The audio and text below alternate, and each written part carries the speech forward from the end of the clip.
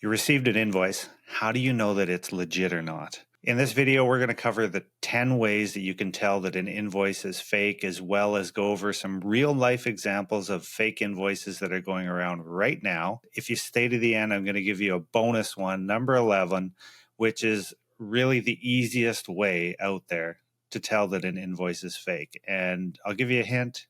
It's not a bill. Invoices can be delivered in so many different ways, so we're only limited by our creativity and how to send you an invoice.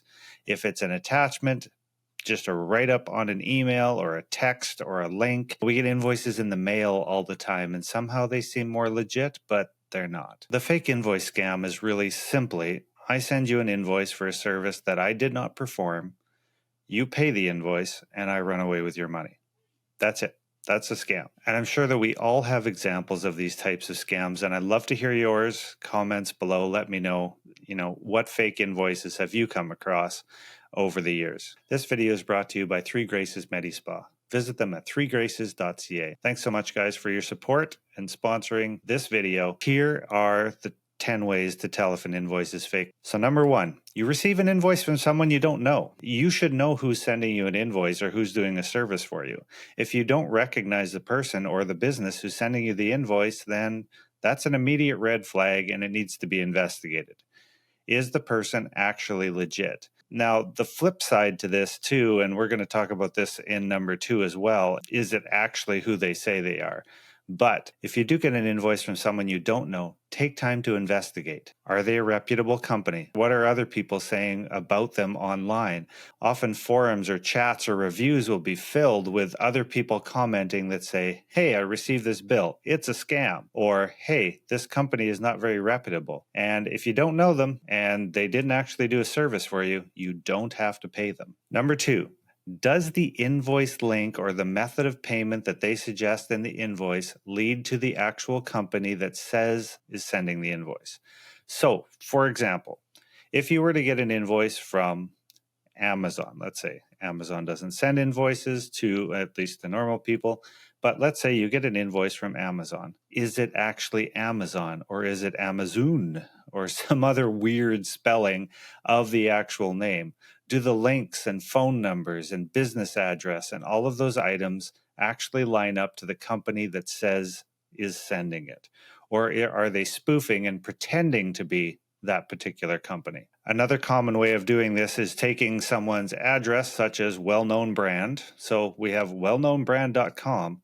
Well, the address now becomes wellknown-brand.com. So it looks like the real invoice, but it's wellknown-brand.com/give me money that I'm going to take from you and not give back to you.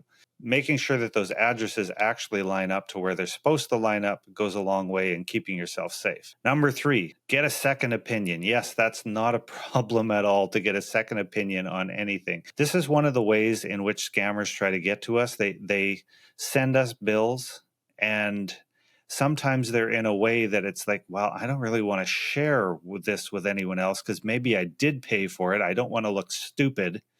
And they play on that card knowing that we won't want to get a second opinion on it because A, it's urgent, or B, all of these things are happening way too quickly. Getting a second opinion is super important.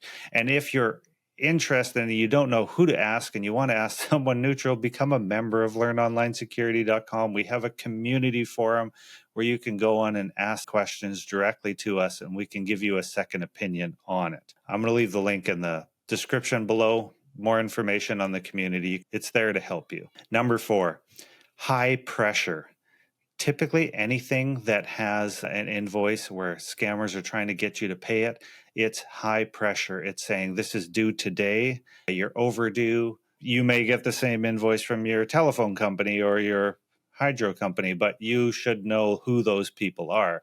In this case, I'm going to give the example of a friend of mine. He received an invoice and the company said, hey, we're going to be cutting off your website, turning everything off if you don't pay this today. He didn't remember signing up for the service that they said, but they kept pestering him. And so out of urgency, he went and he paid the invoice. It was for like $300. He's like, it's a small amount.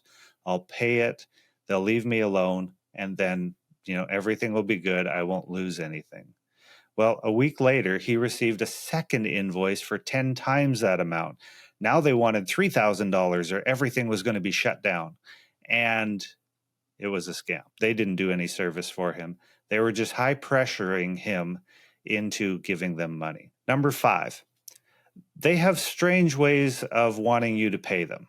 If someone sends you an invoice and they're asking for payment in gift cards or over the phone or Bitcoin or some other payment method where that's the only way you can pay, you have to do it now, that's a red flag. Number 6, the language is strange or different. Pay attention to how people are talking. If the language is off, that's a red flag. Does that mean that the invoice or bill is not legit?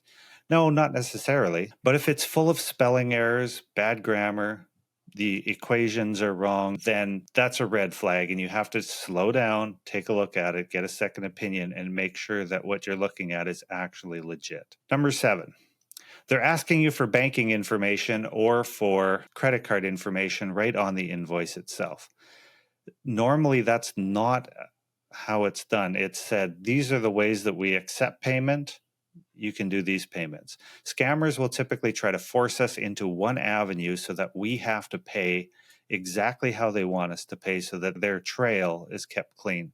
And often that's through different means like gift cards or weird things like that. Number 8, the invoice comes in a brown envelope. And you may be asking, why is that a red flag?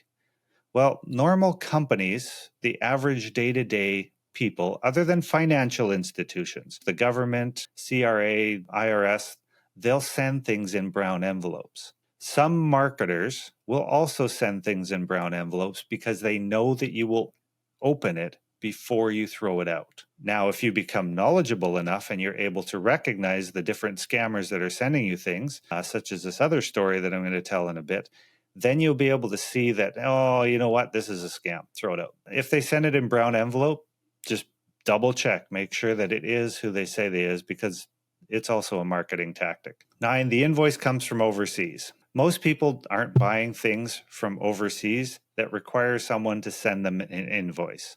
Typically, it is done online or it is done in a manner where, you're prepaying for something. However, if you're receiving an invoice and you notice that the postmark is coming from somewhere overseas, that's a red flag. Pay attention to that and double check that what you're receiving is actually legit. Number 10, the invoice is for something that you don't have. So if someone invoices me for a service or a product that I don't actually have or remember paying for, that is a big red flag, and I should not pay that. I should do more investigation into it and actually see what's going on. Back to the friend who paid that one particular invoice. He did reach out to them and he said, I don't remember this service at all. Can you send me a copy of the contract? And they sent him a copy of a contract and they put his signature on it. That doesn't mean that he signed it because he had nothing to do with that. So there is no recollection. There should be some traceability to it. Can you send me the emails? Then you can verify with your emails. Oh, yes, it shows up in my email box. I did talk to these people. Or no, this isn't in my email box. I think this is a fraud. Those are 10 ways that you can tell if an invoice is fake. And I'm going to give you a bonus number 11 because I think this one is hugely important and it requires you to slow down and actually pay attention. Scammers know that we are trying to get through things as quickly as possible, and that causes many problems. Often we'll miss words, we'll skip over things that are important. So in this case, number 11, the most important way and easiest way to tell that a bill is not legit, that it is a fake invoice, is for it to be on the page, this is not a bill. And you're like, okay, that's the stupidest thing I've ever heard. How in the world can you even suggest that that's an item?